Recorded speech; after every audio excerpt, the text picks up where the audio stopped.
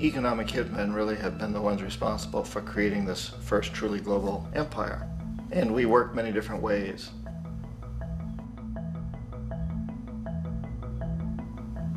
But perhaps the most common is that we will identify a country that has resources our corporations covet, like oil, and then arrange a huge loan to that country from the World Bank or one of its sister organizations. But the money never actually goes to the country. Instead, it goes to our big corporations to build infrastructure projects in that country, power plants, industrial parks, ports, things that benefit a few rich people in that country, in addition to our corporations, but really don't help the majority of the people at all. However, those people, the whole country is left holding a huge debt. It's such a big debt they can't repay it, and that's part of the plan, that they can't repay it. And so at some point, we economic hitmen go back to them and say, listen, you owe us a lot of money, can't pay your debt, so sell your oil real cheap to our oil companies. Allow us to build a military base in your country, or send troops in support of ours to someplace in the world like Iraq, or vote with us on the next UN vote. To have their electric utility company privatized and their water and sewage system privatized and sold to U.S. corporations or other multinational corporations. So there was that whole mushrooming thing, and it's so typical of the way the IMF and the World Bank work, that you put a country in debt, it's such a big debt it can't pay it, and then you offer to refinance that debt and pay even more interest. And you demand this quid pro quo, which you call a conditionality or good governance, which means basically that they've got to sell off their resources, including many of their social services, their utility companies, their school systems sometimes, their penal systems, their insurance systems, to foreign corporations. So it's a double, triple, quadruple whammy. The precedent for economic hitmen really began back in the early 50s when democratically elected Mossadegh, who was elected in Iran, he was considered to be the hope for democracy in the Middle East and around the world. He was Time Magazine's Man of the Year. But one of the things that he'd run on and began to implement was the idea that foreign oil companies needed to pay the Iranian people a lot more for the oil that they were taking out of Iran. The Iranian people should benefit from their own oil. Strange policy. We didn't like that, of course. But we were afraid to do what we normally were doing, which was to send in the military. Instead, we sent in one CIA agent, Kermit Roosevelt, Teddy Roosevelt's relative.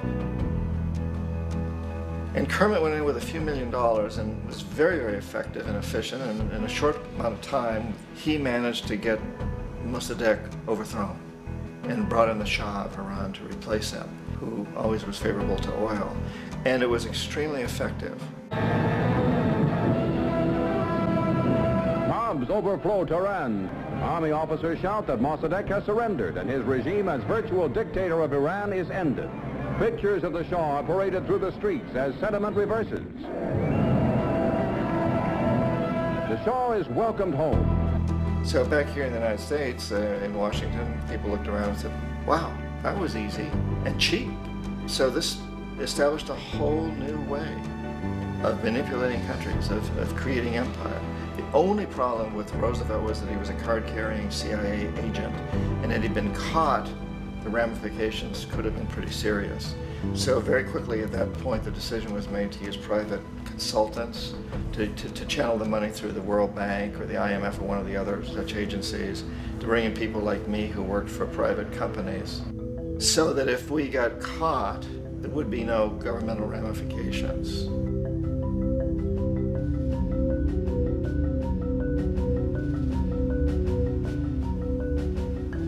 When Arbenz became president of Guatemala, the country was very much under the thumbs of United Fruit Company, the big international corporations. And Arbenz ran on this ticket that says, you know, we want to get the land back to the people. And once he took power, he was implementing policies that would do exactly that, give the land rights back to the people. United Fruit didn't like that very much. And so they hired a public relations firm, launched a huge campaign in the United States to convince the United States people, the citizens of the United States, and the press of the United States, and the Congress of the United States, that Arbenz was a Soviet puppet, and that if we allowed him to stay in power, the Soviets would have a foothold in this hemisphere, and that at that point in time was a huge fear on everybody's mind, the Red Terror, the Communist terror. And so, to make a long story short, out of this public relations campaign came a commitment on the part of the CIA and the military to take this man out. And in fact, we did. We sent in planes, we sent in soldiers, we sent in jackals, we sent everything in to take him out, and did take him out.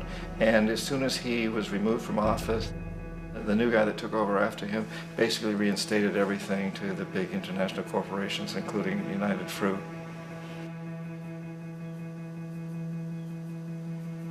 Ecuador for many, many years had been ruled by pro-US dictators, often relatively brutal. Then it was decided that they were going to have a truly democratic election. Jaime Roldos ran for office, and his main goal, he said, as president would be to make sure that Ecuador's resources were used to help the people. And he won, overwhelming, by more votes than anybody had ever won anything in Ecuador. And he began to implement these policies to make sure that the profits from oil went to help the people. Well, we didn't like that in the United States. I was sent down as one of several economic hitmen to change Roldos, to corrupt him, to bring him around, to let him know, okay, you can get very rich, you and your family, if you play our game, but if you continue to try to keep these policies you've promised, you're going to go. He wouldn't listen. He was assassinated. As soon as the plane crashed, the whole area was cordoned off. The only people allowed in were U.S. military from a nearby base and some of the Ecuadorian military. When an investigation was launched, two of the key witnesses died in car accidents before they had a chance to testify. A lot of very, very strange things that went on around the assassination of Jaime Roldos. I, like most people who've really looked at this case, have absolutely no doubt that it was an assassination. And of course, in my position as an economic hitman, I was always expecting something to happen to Jaime, whether it be a coup or assassination, I wasn't sure, but that he would be taken down because he was not being corrupted. He would not allow himself to be corrupted the way we wanted to corrupt him.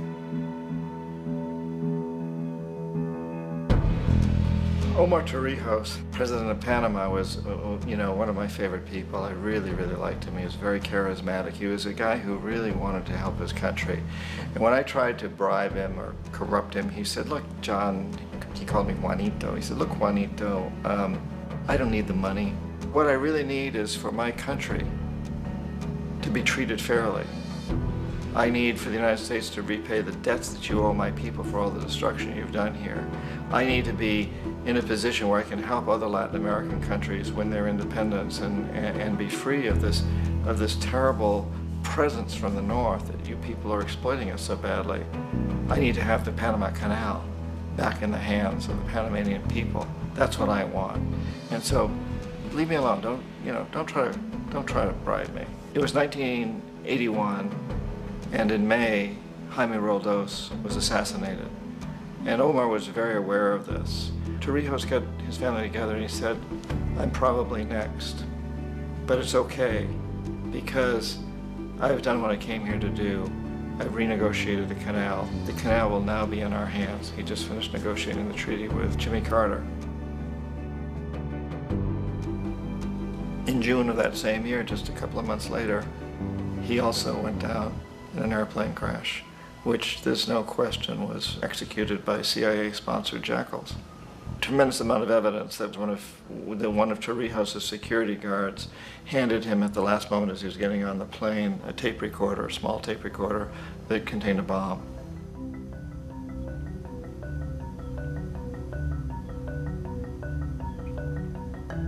It is interesting to me how this system has continued pretty much the same way for years and years and years, except the economic hitmen have got better and better and better. Then we come up with, very recently, what happened in Venezuela. In 1998, Hugo Chavez gets elected president, following a long line of presidents who had been very corrupt and basically destroyed the economy of the country. And Chavez was elected amidst all that. Chavez stood up to the United States, and he's done it primarily demanding that Venezuelan oil be used to help the Venezuelan people. Well, we didn't like that in the United States. So in 2002, A coup was staged, which there's no question in my mind, and most other people's minds, that the CIA was behind that coup.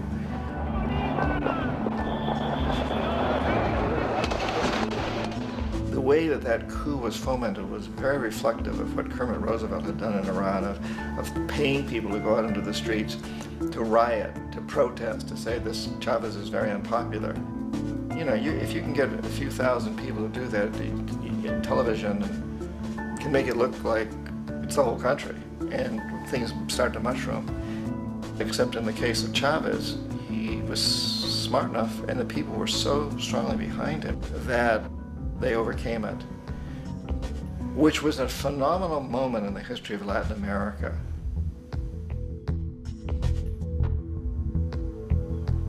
Iraq actually is a perfect example of the way the whole system works. So we economic hitmen are the first line of defense. We go in and we try to corrupt governments and get them to accept these huge loans, which we then use as leverage to basically own them.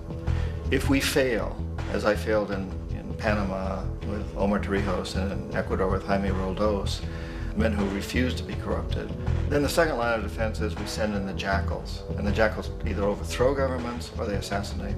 And once that happens and a new government comes in, and boy, it's going to toe the line, because the new president knows what will happen if he doesn't. In the case of Iraq, both of those things failed. Economic hitmen were not able to get through to Saddam Hussein. We tried very hard. We tried to get him to accept a deal very similar to what the House of Saud had accepted in Saudi Arabia, but he wouldn't accept it. And so the jackals went in to take him out. They couldn't do it. His security was very good. After all, he had one time worked for the CIA. He'd been hired to assassinate a former president of Iraq and failed, but he knew the system. So in '91, we send in the troops and we take out the Iraqi military. So we assume at that point that Saddam Hussein is going to come around. We could have taken him out, of course, at that time, but we didn't want to. He's the kind of strong man we like. He controls his people. We thought he could control the Kurds and keep the Iranians in their border and keep pumping oil for us. And that once we took out his military, now he's going to come around. So the economic hitmen go back in the 90s without success. If they'd had success, he'd still be running the country. We'd be selling him all the fighter jets he wants and everything else he wants. But they couldn't, they didn't have success.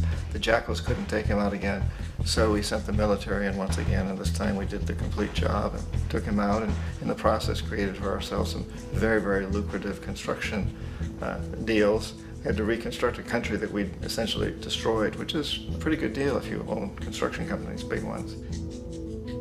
So, you know, Iraq shows the three stages. The economic hitmen failed there, the jackals failed there, and as a final measure, the military goes in. And in that way, we've really created an empire, but we've done it very, very subtly. It's clandestine. All the empires of the past were built on the military, and everybody knew they were building them. So the British knew they were building them, the French, the Germans, the Romans, the Greeks.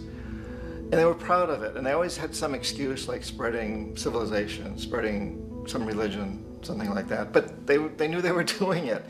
We don't.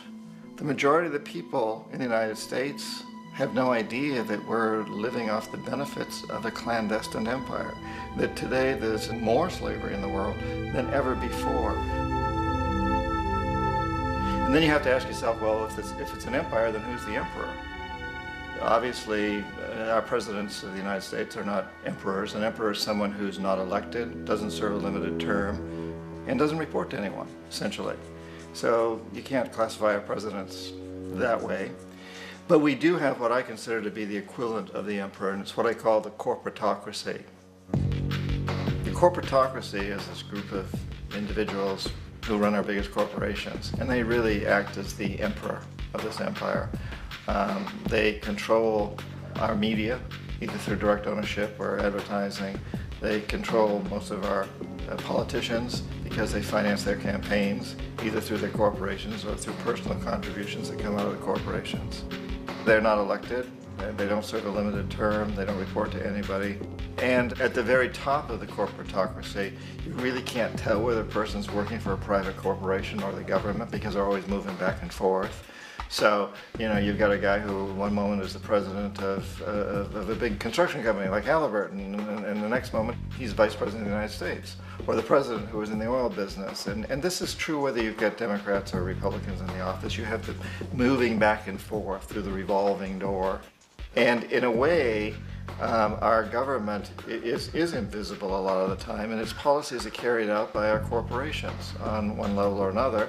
And then again, the policies of the government are basically forged by the corporatocracy and then presented to the government. They become government policy. So it's an incredibly cozy relationship. This isn't a conspiracy theory type of thing. These people don't have to get together and plot to do things.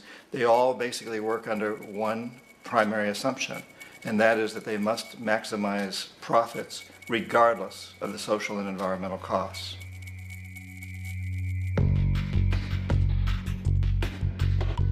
This process of manipulation by the corporatocracy through the use of debt, bribery, and political overthrow is called globalization. Just as the Federal Reserve keeps the American public in a position of indentured servitude through perpetual debt, inflation, and interest, the World Bank and IMF serve this role on a global scale. The basic scam is simple. Put a country in debt either by its own indiscretion or through corrupting the leader of that country, then impose conditionalities or structural adjustment policies, often consisting of the following. Currency devaluation. When the value of a currency drops, so does everything valued in it. This makes indigenous resources available to predator countries at a fraction of their worth. Large funding cuts for social programs. These usually include education and healthcare, compromising the well-being and integrity of the society, leaving the public vulnerable to exploitation. Privatization of state-owned enterprises. This means that socially important systems can be purchased and regulated by foreign corporations for profit. For example, in 1999, the World Bank insisted that the Bolivian government sell the public water system of its third largest city to a subsidy of the U.S. corporation Bechtel. As soon as this occurred, water bills for the already impoverished local residents skyrocketed. It wasn't until after a full-blown revolt by the people that the Bechtel contract was nullified. Then there is trade liberalization, or the opening up of the economy through removing any restrictions on foreign trade. This allows for a number of abusive economic manifestations, such as transnational corporations bringing in their own mass-produced products, undercutting the indigenous production and ruining local economies. An example is Jamaica, which, after accepting loans and conditionalities from the World Bank, lost its largest cash crop markets due to competition with Western imports. Today, countless farmers are out of work, for they are unable to compete with the large corporations. Another variation is the creation of numerous seemingly unnoticed, unregulated, inhumane sweatshop factories, which take advantage of the imposed economic hardship. Additionally, due to production deregulation, environmental destruction is perpetual, as a country's resources are often exploited by the indifferent corporations while outputting large amounts of deliberate pollution. The largest environmental lawsuit in the history of the world today is being brought on behalf of 30,000 Ecuadorian Amazonian people against Texaco, which is now owned by Chevron. So today it's against Chevron, but for activities conducted by Texaco. Estimated to be more than 18 times what the Exxon Valdez dumped into the coast of Alaska. In the case of Ecuador, it wasn't an accident. The oil companies did it intentionally. They knew they were doing it to save money out there rather than arranging for proper disposal. Furthermore, a cursory glance at the performance record of the World Bank reveals that the institution, which publicly claims to help poor countries develop and alleviate poverty, has done nothing but increase poverty and the wealth gap, while corporate profits soar. In 1960, the income gap between the fifth of the world's people in the richest countries versus the fifth in the poorest countries was 30 to 1. By 1998, it was 74 to 1. While global GNP rose 40% between 1970 and 1985, those in poverty actually increased by 17%. While from 1985 to 2000, those living on less than $1 a day increased by 18%. Even the Joint Economic Committee of the U.S. Congress admitted that there is a mere 40% success rate of all World Bank projects. In the late 1960s, the World Bank intervened in Ecuador with large loans. During the next 30 years, poverty grew from 50% to 70%.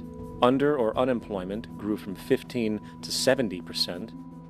Public debt increased from $240 million to $16 billion, while the share of resources allocated to the poor went from 20% to 6%. In fact, by the year 2000, 50% of Ecuador's national budget had to be allocated for paying its debts.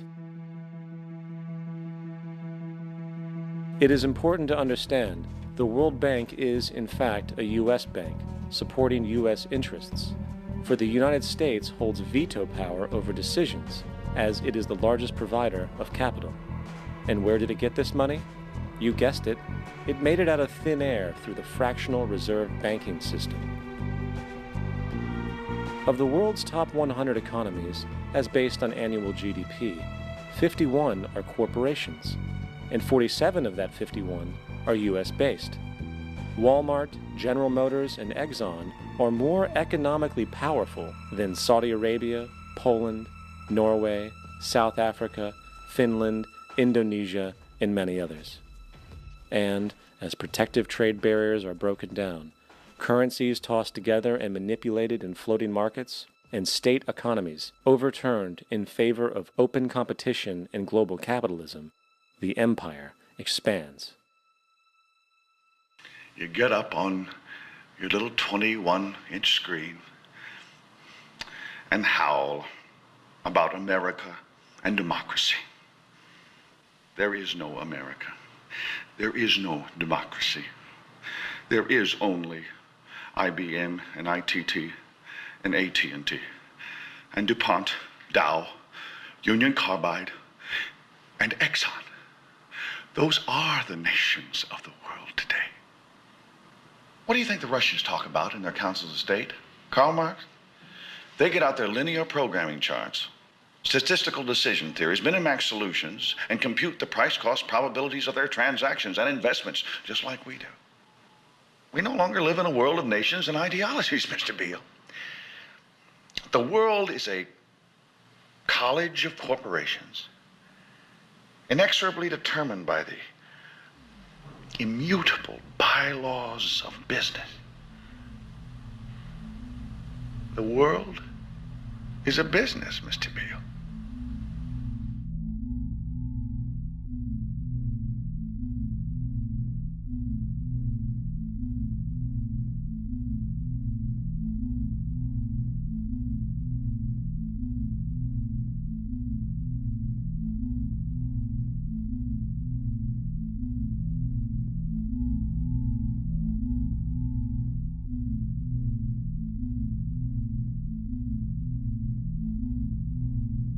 The world is being taken over by a handful of business powers who dominate the natural resources we need to live while controlling the money we need to obtain these resources. The end result will be world monopoly, based not on human life, but financial and corporate power. And as the inequality grows, naturally more and more people are becoming desperate. So the establishment was forced to come up with a new way to deal with anyone who challenges the system. So they gave birth to the terrorist. The term terrorist is an empty distinction, designed for any person or group who chooses to challenge the establishment. This isn't to be confused with the fictional Al-Qaeda, which was actually the name of a computer database for the US-supported Mujahideen in the 1980s.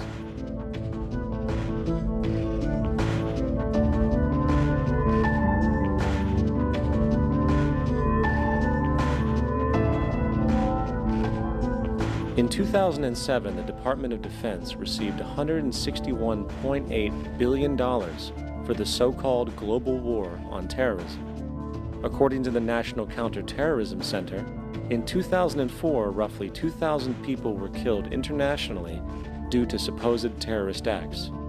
Of that number, 70 were American. Using this number as a general average, which is extremely generous, it is interesting to note that twice as many people die from peanut allergies a year than from terrorist acts. Concurrently, the leading cause of death in America is coronary heart disease, killing roughly 450,000 each year.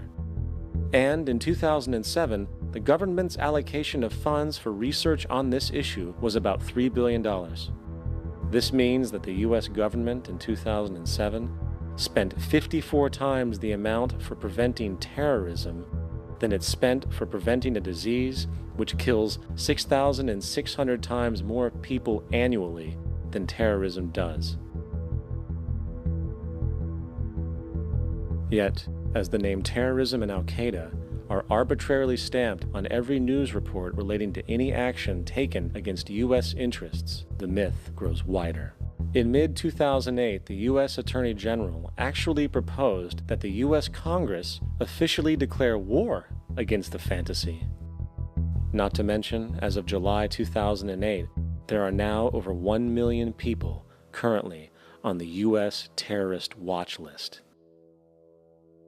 These so-called counterterrorism measures, of course, have nothing to do with social protection, and everything to do with preserving the establishment amongst the growing anti-American sentiment both domestically and internationally, which is legitimately founded on the greed-based corporate empire expansion that is exploiting the world. The true terrorists of our world do not meet at the docks at midnight or scream Allah Akbar before some violent action. The true terrorists of our world wear $5,000 suits and work in the highest positions of finance, government, and business. So, what do? How do we stop a system of greed and corruption that has so much power and momentum? How do we stop this aberrant group behavior which feels no compassion for, say, the millions slaughtered in Iraq and Afghanistan, so the corporatocracy can control energy resources and opium production for Wall Street profit?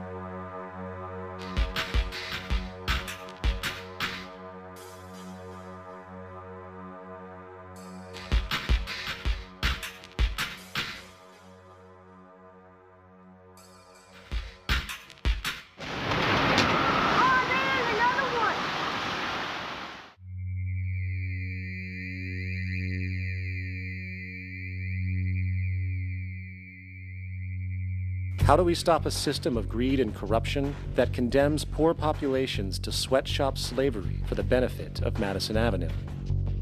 Or that engineers false flag terror attacks for the sake of manipulation? Or that generates built-in modes of social operation which are inherently exploitative? Or that systematically reduces civil liberties and violates human rights in order to protect itself from its own shortcomings? How do we deal with the numerous covert institutions, such as the Council on Foreign Relations, the Trilateral Commission, and the Bilderberg Group, and other undemocratically elected groups which, behind closed doors, collude to control the political, financial, social, and environmental elements of our lives? In order to find the answer, we must first find the true underlying cause.